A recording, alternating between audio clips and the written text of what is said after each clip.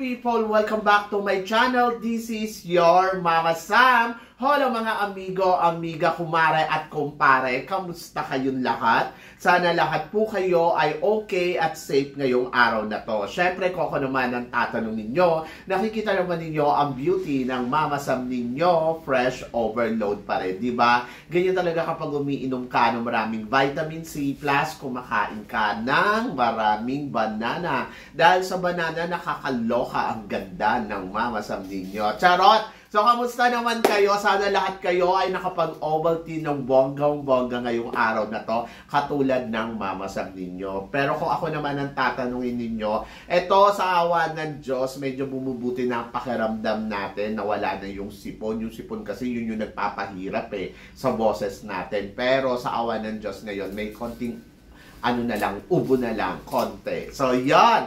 Kaya tuloy ang buhay, tuloy ang ligaya, tuloy ang ganda. Charot. So, marami akong hatid na chika sa inyo. Pero, syempre, bago ako chumika, gusto ko munang kamustahin ang mga ating mga kaibigan na walang sawang sumusuporta dito. Sana lahat kayo ay safe today. And then, of course, ayun, sa mga bago nating subscribers, hello, hello, hello!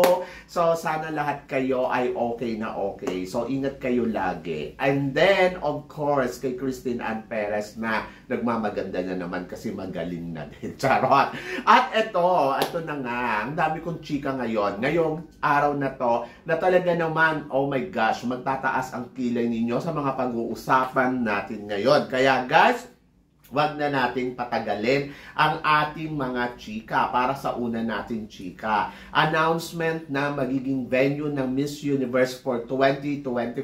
I-announce na nila sa February 5. Are you excited guys? Kasi ayun na nga, may mga bansang pinagpipilian kung saan nga gagawin ang Miss Universe for 2025. Ito ay sa Argentina, Thailand, South Africa, Costa Rica, Dominican Republic, Spain, and India. Malaki ang possibility na maganap dito sa Thailand yung Miss Universe ngayong taon na to. Lalo na panay ang stay ngayon dito ng reigning queen na si Miss Denmark dito nga sa Bangkok, Thailand. So, nakukutuban ko mukhang Bangkok to. Charot. So, yan. Mukhang dito to sa Thailand. But, bukod doon, meron din akong isa sa mga feeling ko pwede din gawin ang Miss Universe doon sa Costa Rica. Kasama ba ang Costa Rica sa pinagpipilian?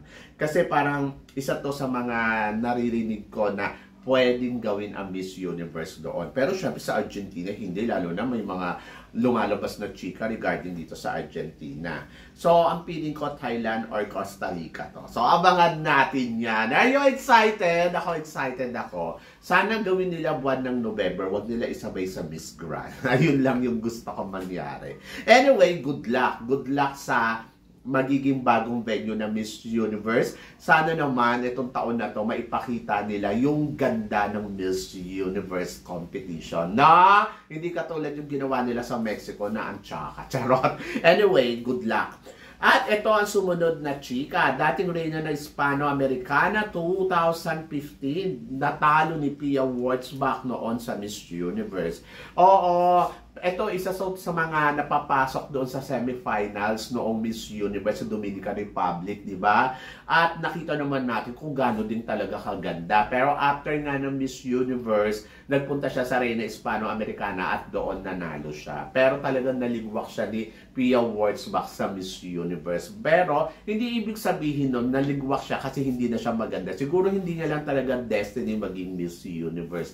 Kaya hindi siya nanalo doon. Destiny yon para kay Pia Wurtzbach. And then, ayun, naging destiny naman nga ang Reyna Hispano-Americana. Oh, bongo nga yun At ang ganda-ganda niya. Gusto ko nga sana bumalik siya sa pageant noon na supranational. I think mananalo yan. No! So, yun. So, congratulations pa din at the end of the story. At least, di ba, napatunayan niya pa rin yung ganda niya. May ibubuga talaga pagdating sa mundo ng pageantry. Kasi hindi man siya naging Miss Universe, naging Reyna Hispano-Americana siya. Pero ang tanong, Mama Sam, ang mga nagta-title ba ng Reyna Hispano-Americana, pwede ba mag-penetrate na maging queens ng Miss Universe? Oo naman, bakit naman hindi? Depende kasi yan sa caliber talaga ng girls at kung destiny nilang maging Miss Universe. Diba? So yun, kaya good luck. Pero eto, bakit kaya Mama Sam nahihirapan ng Peru manalo sa Miss Universe?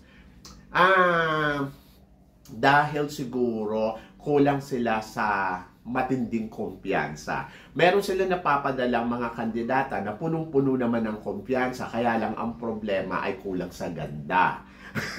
Pero meron naman sila napapadala sa Miss Universe na maganda, pero kulang naman sa kumpiyansa. So ibig sabihin, hindi pa talaga nila time, o di ba? So sana makakuha ang Peru na kandidata na alam mo yon, mas kumpiyansa, mas palaban, at alam mo yon, pwedeng manalo na Miss Universe. So syempre excited tayo. Akala ko nga this year mananalo yung mananalo si Peru na Akala ko sila na ang mag-uuwi ng corona, yung pala hindi pa din, di ba? So better luck next time, Peru, laban lang. Pero ang hirap ng ginagawa nilang laban, no? Yung alam mo yun, yung parang walang kasiguraduhan. Lagi lang sila na parang minsan napapasama sa top 20, nagiging second runner up, or nagiging top 5, ganon. So, ang hirap nung laban nila. But good luck, kasi si Philippines kasi yung kasunod niya si Philippines mas palaban. So natatabunan ng Peru, diba? So, yan, nakakaloka.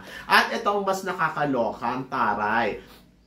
The beautiful Maria Fernanda Beltran, Miss Universe Mexico 2024 and second runner-up sa Miss Universe, invited sa special guest at Fashion Week sa New York. Anong chika mo dito, Mama Sam?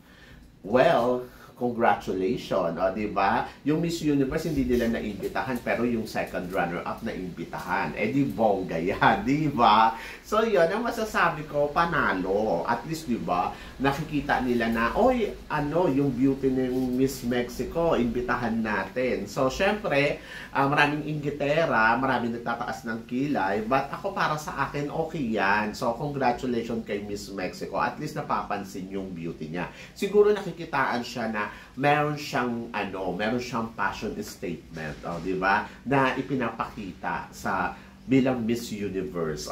So yun, so kaya naimbitahan siya. Pero syempre umaasa ako, iimbitahan din nila ang reigning queen, di ba? Kasi yun naman talaga yung importante na nandoon sa Fashion Week. At marami naman kasi din namang mga eksena dyan sa Fashion Week na iba-iba. So may mga iba iniimbitahan nila yung mga candidates, yung iba naman iniimbitahan nila yung mga reyna. For sure, ang reyna ng Miss Universe, nandiyan yan at hindi mawawala ng bonggang-bongga. So good luck. So I'm happy for her. Pero ito kaya maging happy kaya ang mga followers natin. Sabing ganon, si Te Su Nyen, ang Miss Myanmar, Miss Grand Myanmar, ang Miss Catriona Gray 2.0 na. Alam mo, masasabi ko, feeling lang niya yun. So, feeling lang niya na siya na si Miss Catriona Gray 2.0.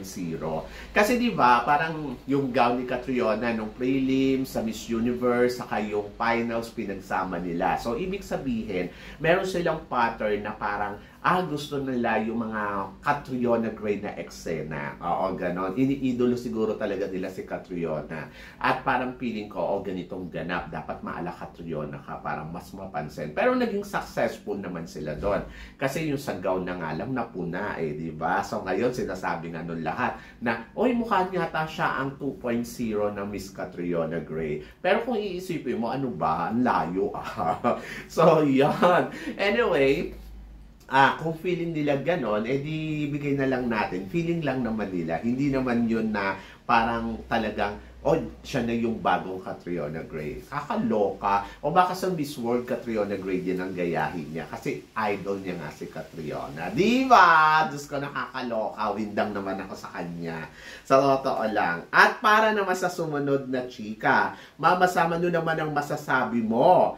Miss Laos Cosmo, ayaw nang mag-franchise dito sa Miss Cosmo. Anong chika mo dito? Yung national director ng Laos, so hindi na sila nag-franchise for 2025. Siguro dahil sa financial problem or ever, kung ano man yung naging dahilan nila dyan.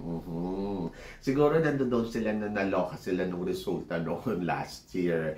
But ako, para sa akin, sana wala nang mag-withdraw no, na national director dito sa Miss Cosmo for the 2025 para hindi sila mabawasan ng todo-todo. Sana mas marami pa silang makuha. So parang feeling ko sa Cambodia gagawin ang Miss Cosmo 2025 kasi parang merong silang visit ng sa Cambodia, yung reigning queen na si Tata at saka yung honor ng Miss Cosmo pupunta nga sa Cambodia. So parang feeling ko doon nila gagawin yung Miss Cosmo 2025. Pero ang tanong nung nakakadami, dapat ba ba tayong magpadala ng kandidata dyan sa Miss Cosmo?